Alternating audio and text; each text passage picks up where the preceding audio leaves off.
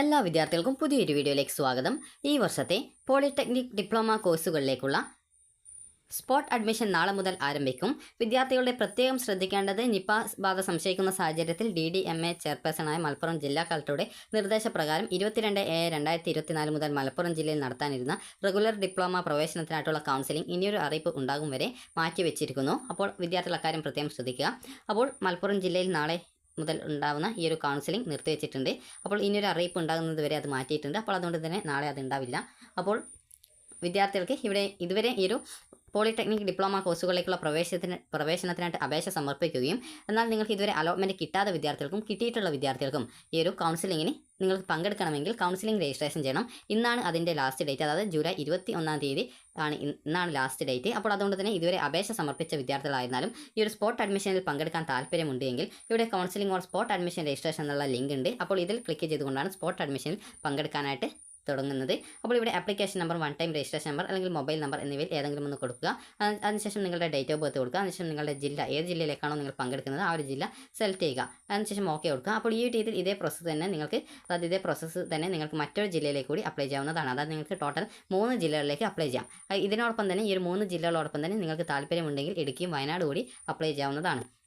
ഒന്നിൽ കൂടുതൽ ജില്ലകളിൽ പങ്കെടുക്കുന്നവർക്ക് ഒരേ ദിവസം തന്നെയാണ് ഈ ഒരു കൗൺസിലിംഗ് നടക്കുന്നതെങ്കിൽ മറ്റൊരു ജില്ലയിലേക്ക് നിങ്ങൾക്ക് നിങ്ങളുടെ രക്ഷിതാവിനെയോ അല്ലെങ്കിൽ നിങ്ങളുടെ ബ്രദേഴ്സിനെയോ അല്ലെങ്കിൽ ആരെങ്കിലും അയക്കാവുന്നതാണ്. അവരുടെ കയ്യിൽ നിങ്ങളുടെ ഓതറൈസേഷൻ ലെറ്റർ നൽകേണ്ടതാണ്. അതുപോലെ നിങ്ങളുടെ ആപ്ലിക്കേഷൻ്റെ പ്രിൻ്റ് ഔട്ടും അതുപോലെ തന്നെ നിങ്ങളുടെ ഈ ഒരു വിവിധ സർട്ടിഫിക്കറ്റുകളുടെ പ്രിൻ്റ് ഔട്ടും അതത് കോപ്പിയും അതുപോലെ തന്നെ നിങ്ങൾ സെൽഫ് അറ്റസ്റ്റ് ചെയ്ത കോപ്പീസ് ആയിരിക്കണം കൊടുക്കേണ്ടത്.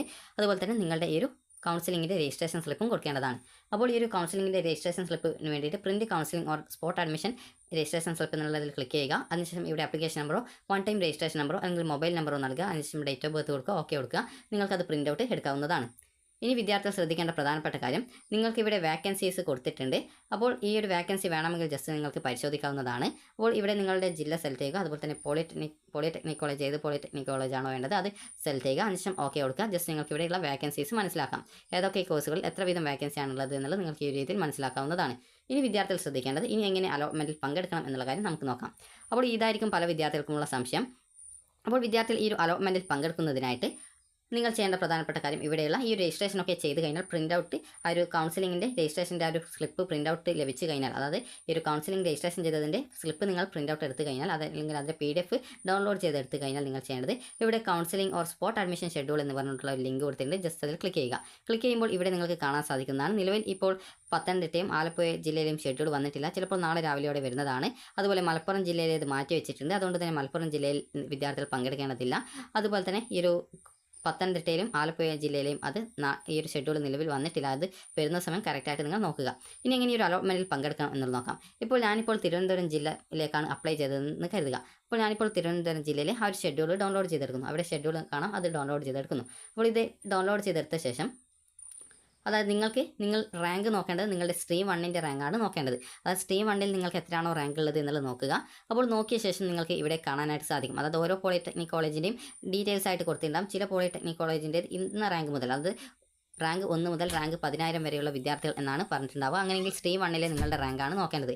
ഇപ്പോൾ ഞാനിപ്പോൾ നോക്കുന്ന സമയത്ത് സ്ട്രീം 1ൽ റാങ്ക് ലിസ്റ്റിൽ ഉൾപ്പെട്ട ഭിന്നശേഷിക്കാർ, കുശവൻ, പട്ടികവർഗം, കുടുംബി, അനാഥർ, അതുപോലെ THSLC സർട്ടിഫിക്കറ്റ് ഉള്ളവർ, ടെക്സ്റ്റൈൽ സർട്ടിഫിക്കറ്റ് ഉള്ളവർ, VHSC സർട്ടിഫിക്കറ്റ് ഉള്ളവർ, കേരളത്തിൽ നിന്നുള്ള CRPF ഉദ്യോഗസ്ഥരുടെ മക്കൾ, വനിതാ പോളിടെക്നിക് കോളേജിൽ കമ്പ്യൂട്ടർ എഞ്ചിനീയറിംഗ് HCT വിഭാഗത്തിൽ താല്പര്യമുള്ള ശ്രവണശേഷി കുറഞ്ഞവർ എന്നീ വിഭാഗങ്ങളിലുള്ള എല്ലാവരും രാവിലെ 9 മണിക്ക് ഹാജരാവണം എന്നാണ് പറഞ്ഞിട്ടുള്ളത്. അപ്പോൾ എൻ്റെ റാങ്ക് ഒരു 5000 ആണെന്ന് കരുതുക. അപ്പോൾ 5000 ആണെങ്കിൽ എൻ്റെ റാങ്ക് ഞാൻ ഈ ഒരു വിഭാഗത്തിൽ എവിടെയും ഞാൻ ഉൾപ്പെടാത്തത് കൊണ്ട് ഞാൻ പ്രത്യേകിച്ച് ആ ഒരു 9 മണിക്കല്ല പോകേണ്ടത്. അപ്പോൾ എൻ്റെ റാങ്ക് 5000 ആണെന്ന് കരുതുക. സ്ട്രീം 1ൽ എൻ്റെ റാങ്ക് 5000 ആണെന്ന് കരുതുക. അപ്പോൾ സ്ട്രീം 1ൽ എൻ്റെ റാങ്ക് 5000 ആയതുകൊണ്ട് തന്നെ ഞാൻ ഇവിടെ നോക്കുന്നു എൻ്റെ റാങ്ക് ഏതാണെന്നുള്ളത്. അപ്പോൾ ഇവിടെ കാണാം സ്ട്രീം 1 ഒരു റാങ്ക്, അതായത് സ്ട്രീം 1 റാങ്ക് ലിസ്റ്റിൽ ഉൾപ്പെട്ട റാങ്ക് 6000 വരെയുള്ള എല്ലാ വിഭാഗക്കാരും. അപ്പോൾ 5000 ഈ ഒരു 6000ത്തിൽ ഉൾപ്പെടുന്നതാണ്. അപ്പോൾ അതുകൊണ്ട് തന്നെ ഞാൻ പോകേണ്ടത് രാവിലെ 11 മണിക്കാണ്. അത് 23-ാം തീയതി ചൊവ്വാഴ്ചയാണ് ഞാൻ പോവേണ്ടത്. അപ്പോൾ ഈ ഒരു രീതിയിൽ നിങ്ങൾ കറക്റ്റായിട്ട് നിങ്ങളുടെ റാങ്കിൽ ഇതിൽ എത്രാമതായിട്ടാണ് വരുന്നത്, സ്ട്രീം 1ലെ റാങ്ക് എത്രാമതായിട്ടാണ് വരുന്നത്, ഏത് സമയത്താണ് ഹാജരാവേണ്ടത് എന്നുള്ള കാര്യം കറക്റ്റായിട്ട് മനസ്സിലാക്കുക. ഇനി ഇവിടെ നിങ്ങൾക്ക് സ്ട്രീം 2 കാണാം. അതായത് നിങ്ങൾക്ക് ഇപ്പോൾ സ്ട്രീം 1ൽ എവിടെയും അഡ്മിഷൻ കിട്ടിയിട്ടില്ല എങ്കിൽ നിങ്ങൾ അടുത്ത സ്ട്രീം 2ലേത് നോക്കുക. അപ്പോൾ സ്ട്രീം 2ൽ നിങ്ങളുടെ റാങ്ക് എത്രയാണ് എന്നുള്ളത് നോക്കുക. അപ്പോൾ നിങ്ങൾ ഈ ഒരു ഉദാഹരണത്തിന് എൻ്റെ റാങ്ക് സ്ട്രീം 2-വിൽ ഒരു 6000 ആണെന്ന് കരുതുക. അപ്പോൾ ജസ്റ്റ് 6000 ആണ്. അപ്പോൾ ഇവിടെ നോക്കുന്ന സമയത്ത് സ്ട്രീം 1-ൽ എനിക്ക് അഡ്മിഷൻ കിട്ടിയിട്ടില്ല എന്ന് കരുതുക. അപ്പോൾ അങ്ങനെയെങ്കിൽ ഞാൻ പിന്നീട് സ്ട്രീം 2-വിൽ നോക്കുന്നു. അപ്പോൾ സ്ട്രീം 2-വിൽ നോക്കുന്ന സമയത്ത് എൻ്റെ റാങ്ക് 6000, ഇവിടെ 20,000 വരെയുള്ള എല്ലാ വിഭാഗക്കാരും ആ ഒരു 25-ാം തീയതി വ്യാഴാഴ്ച രാവിലെ 10 മണിക്ക് അവിടെ പോകാനായിട്ട് ആണ് പറഞ്ഞിട്ടുള്ളത്. അത് ആ ഒരു സമയത്തിനുള്ളിൽ അവിടെ എത്തിച്ചേരണമെന്നാണ്. അത് 10 മണിക്കെന്ന് പറയുമ്പോൾ നിങ്ങൾ ഏകദേശം ഒരു 9:30 മുമ്പായിട്ട് തന്നെ അവിടെ എത്തിച്ചേരാനായിട്ട് ശ്രദ്ധിക്കണം. അപ്പോൾ ഈ രീതിയിൽ നിങ്ങൾക്ക് എൻ്റെ റാങ്ക് 6000 ആണ്, ഇവിടെ 20,000 വരെയാണ് നൽകിയിട്ടുള്ളത്. അപ്പോൾ എനിക്ക് അപ്പോൾ ആ ഒരു സമയം, അതായത് 25-ാം തീയതി രാവിലെ 10 മണിക്ക് മുമ്പായിട്ട് ഏകദേശം 9:30ക്ക് ആ ഒരു കോളേജിൽ കറക്റ്റായിട്ട് ആ ഒരു സമയത്തേക്ക് ഞാൻ പോയി കഴിഞ്ഞാൽ എനിക്ക് അതിൽ പങ്കെടുക്കാൻ സാധിക്കും. അപ്പോൾ ഈ ഒരു രീതിയിലാണ് നിങ്ങൾക്കിപ്പോൾ സ്ട്രീം 1 എന്ന് പറഞ്ഞാൽ എഞ്ചിനീയറിംഗ് ഓർ ടെക്നോളജി വിഭാഗത്തിൽപ്പെടുന്ന കോഴ്സുകൾ, സ്ട്രീം 2 എന്ന് പറഞ്ഞാൽ DCP ഓർ CABM, അതുപോലെ DHMCT എന്നീ കോഴ്സുകളാണ്. അതുപോലെ പങ്കെടുക്കുന്ന എല്ലാ വിദ്യാർത്ഥികളും എല്ലാ സർട്ടിഫിക്കറ്റുകളുടെയും അസൽ ഹാജരാക്കണം. അതുപോലെ അഡ്മിഷന് വിദ്യാർത്ഥികളോടൊപ്പം രക്ഷിതാവ് നിർബന്ധമായിട്ട് ഹാജരാവണം. ഭിന്നശേഷി വിഭാഗത്തിലുള്ള അപേക്ഷ ഫിറ്റ്നസ് സർട്ടിഫിക്കറ്റ് അഡ്മിഷൻ സമയത്ത് ഹാജരാക്കേണ്ടതാണ്. അഡ്മിഷൻ ലഭിക്കുകയാണെങ്കിൽ UPI അല്ലെങ്കിൽ ഡെബിറ്റ് കാർഡ്, ക്രെഡിറ്റ് കാർഡ് വഴി ഫീസ് അടക്കണം. PTA ഫണ്ട് പൈസയായിട്ട് മാത്രം അടക്കുക. അപ്പോൾ ഇനി അടുത്തതായിട്ട് ഞാനിപ്പോൾ കോട്ടയം ജില്ലയിലേക്ക് കൂടി അപ്ലൈ ചെയ്തിട്ടുണ്ട് എന്ന് കരുതുക. ജസ്റ്റ് നിങ്ങൾക്കൊരു ഉദാഹരണത്തിന് വേണ്ടിയിട്ടാണ്. അപ്പോൾ ഞാനിപ്പോൾ കോട്ടയം ജില്ലയിലേക്ക് അപ്ലൈ ചെയ്തിട്ടുണ്ട്. അപ്പോൾ അപ്ലൈ ചെയ്തിട്ടുണ്ടെങ്കിൽ എനിക്കിപ്പോൾ ഇവിടെ നോക്കുന്ന സമയത്ത് ഇവിടെ എൻ്റെ റാങ്ക് എന്ന് പറയുന്നത് നേരത്തെ പറഞ്ഞതുപോലെ തന്നെ സ്ട്രീം 1-ൽ 5000 ആണ് എൻ്റെ റാങ്ക്, സ്ട്രീം 2-വിൽ എൻ്റെ റാങ്ക് 6000 ആണ്. ജസ്റ്റ് ഇത് നിങ്ങൾക്ക് പറയാൻ ഒരു ഉദാഹരണത്തിന് വേണ്ടിയിട്ടാണ് പറയുന്നത്. അപ്പോൾ ഞാനിവിടെ നോക്കുന്ന സമയത്ത് 22-ാം തീയതി, അത് നാളെയാണ്. അപ്പോൾ ഇവിടെ റാങ്ക് കാണിക്കുന്നത് അത് 8 മണി മുതൽ 8:30 വരെ. അപ്പോൾ ഞാനൊരു 7 മണിക്കെങ്കിലും അവിടേക്ക്, അതായത് 7:30 കറക്റ്റായിട്ട് അവിടെ എത്തണം. അപ്പോൾ ഇവിടെ നോക്കുന്ന സമയത്ത് 1 മുതൽ 8000 വരെയുള്ള റാങ്കുള്ള വിദ്യാർത്ഥികൾ രാവിലെ 8 മണി മുതൽ 8:30 അവിടെ പോയിട്ട്, അതായത് ഏകദേശം ഒരു 7:30 അവിടെ എത്തേണ്ടതായിട്ടുണ്ട്. അപ്പോൾ ഇങ്ങനെ പോയിട്ട് എൻ്റെ റാങ്ക് നോക്കുമ്പോൾ 5000 ആണ്. അപ്പോൾ ഞാൻ ഈ ഒരു സമയത്താണ് പോയിട്ട് അവിടെ പങ്കെടുക്കേണ്ടത്. ഇനി സ്ട്രീം 2-വിലെ റാങ്ക്, അതായത് നിങ്ങൾക്കിപ്പോൾ സ്ട്രീം 1-ൽ നിങ്ങൾക്ക് എഞ്ചിനീയറിംഗോ അല്ലെങ്കിൽ മറ്റ് കോഴ്സുകൾക്കോ അഡ്മിഷൻ കിട്ടാതിരിക്കുകയാണെങ്കിൽ, സ്ട്രീം 1-ൽ എവിടെയും കിട്ടിയിട്ടില്ലെങ്കിൽ അടുത്തത് സ്ട്രീം 2 ആണ് ഇവിടെ നൽകിയിട്ടുള്ളത്. അപ്പോൾ ഇവിടെ കോട്ടയം സർക്കാർ പോളിടെക്നിക് കോളേജിലെ ഡിപ്ലോമയും കൊമേഴ്ഷ്യൽ പ്രാക്ടീസ് പ്രവേശനം ആവശ്യമുള്ള സ്ട്രീം 2 റാങ്ക് ലിസ്റ്റിൽ ഉൾപ്പെട്ടവർ എല്ലാവരും ഈ ഒരു 24-ാം തീയതി, അപ്പോൾ ഞാനിപ്പോൾ അവിടെ സ്ട്രീം 1-ൽ കിട്ടിയിട്ടില്ലെങ്കിൽ അവിടെ 24-ാം തീയതി പോകുന്നു എന്ന് കരുതുക.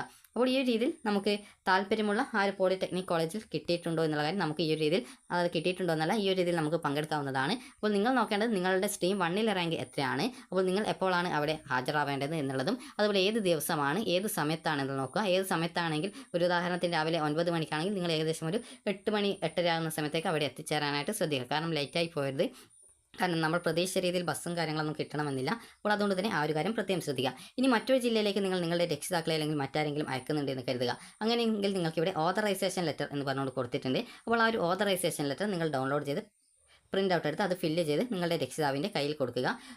അവരുടെ കയ്യിൽ നിങ്ങളുടെ ആ ഒരു ആപ്ലിക്കേഷൻ്റെ പ്രിൻ്റ് ഔട്ടും അതുപോലെ തന്നെ നിങ്ങളുടെ എല്ലാവിധ സർട്ടിഫിക്കറ്റിൻ്റെയും കോപ്പി അറ്റസ്റ്റ് ചെയ്തതും അതുപോലെ തന്നെ ഫീസ് അടക്കാനുള്ള ATM കാർഡും കൂടി നൽകുക. അപ്പോൾ നിങ്ങൾ ഒരു പോളിടെക്നിക് കോളേജിൽ നിങ്ങൾ ഈ ഒരു അഡ്മിഷനായിട്ട് പോകുന്ന സമയത്ത് നിങ്ങൾ ATM കാർഡ് കൂടി എടുക്കണം. അതുപോലെ തന്നെ നിങ്ങൾക്ക് ഫീസിനത്തിൽ PTA ഫണ്ടിനത്തിൽ ഏകദേശം ഒരു 3000 രൂപയോളം ഫീസ് വരുന്നതാണ്. അപ്പോൾ ഇനി വിദ്യാർത്ഥികൾ ശ്രദ്ധിക്കേണ്ട പ്രധാനപ്പെട്ട കാര്യം, നിലവിൽ നിങ്ങൾ ഏതെങ്കിലും കോളേജിൽ ജോയിൻ ചെയ്തിട്ടുള്ള ഒരു വിദ്യാർത്ഥിയാണ് എങ്കിൽ നിങ്ങൾ കറക്റ്റായിട്ട് ഇവിടെ നിങ്ങൾക്ക് വേണ്ടിയുള്ള നിർദ്ദേശം കൊടുത്തിട്ടുണ്ട്. ജസ്റ്റ് അത് ഡൗൺലോഡ് ചെയ്ത് വായിച്ച് നോക്കുക. നിങ്ങൾക്ക് അഡ്മിഷൻ എടുത്ത സമയത്ത് നിങ്ങൾക്കൊരു സ്ലിപ്പ് കിട്ടിയിട്ടുണ്ടാകും. അപ്പോൾ ആ സ്ലിപ്പ് നിങ്ങൾ കറക്റ്റായിട്ട് ഈ ഒരു ഇതിൽ പങ്കെടുക്കാൻ പോകുന്ന സമയത്ത് എടുക്കുക. അതുപോലെ തന്നെ ഇതിൽ പറഞ്ഞിട്ടുള്ള ഈ ഒരു നിർദ്ദേശങ്ങളൊക്കെ ജസ്റ്റ് ഒന്ന് നിങ്ങൾ വായിച്ച് നോക്കുക. നിങ്ങൾക്ക് മാനേജ്മെൻറ്റ് കോട്ടയിലെ സീറ്റിലാണ് പ്രവേശനം കിട്ടിയതെങ്കിൽ നിങ്ങൾ പോകുന്ന സമയത്ത് സർട്ടിഫിക്കറ്റുകളുടെ പകർപ്പും അതുപോലെ അഡ്മിഷൻ സ്ലിപ്പോ ഫീസ് അടച്ചതിൻ്റെ റെസിപ്റ്റോ അഡ്മിഷൻ ലഭിച്ചതിൻ്റെ രേഖകളോ ആണ് ഹാജരാക്കേണ്ടത്. അപ്പോൾ ഈ ഒരു ഡീറ്റെയിൽസ് കറക്റ്റായിട്ട് കൊടുത്തിട്ടുണ്ട്. നിങ്ങൾ കറക്റ്റായിട്ട് വായിച്ച് നോക്കുക. അപ്പോൾ ഇത് വായിച്ച് നോക്കിയിട്ട് നിങ്ങൾ നാളെ പോയിട്ട് അത് നിങ്ങൾ എപ്പോഴാണ് ഈ ഒരു അലോട്ട്മെൻറ്റിൽ പങ്കെടുക്കേണ്ടത് ആ ഒരു കാര്യം നോക്കിയിട്ട് രജിസ്ട്രേഷൻ ചെയ്യുക. അതുപോലെ തന്നെ പ്രത്യേകം ശ്രദ്ധിക്കേണ്ടത്, നിങ്ങൾക്ക് ഇന്ന്, അതായത് ഓൺലൈനായിട്ട് പ്രത്യേകം ഈ ഒരു സ്പോട്ട് അഡ്മിഷനിൽ പങ്കെടുക്കാൻ രജിസ്ട്രേഷൻ ചെയ്യാത്ത വിദ്യാർത്ഥികളെ ജില്ലാതല കൗൺസിലിംഗിൽ പങ്കെടുപ്പിക്കുന്നതല്ല എന്നുള്ളത് പ്രത്യേകം ശ്രദ്ധിക്കേണ്ടതാണ്. അപ്പോൾ വിദ്യാർത്ഥികൾക്ക് ഈ ഒരു വീഡിയോ ഉപകാരപ്രദമായിട്ടുണ്ടെങ്കിൽ ലൈക്ക് ചെയ്യുക, ഷെയർ ചെയ്യുക. Thank you.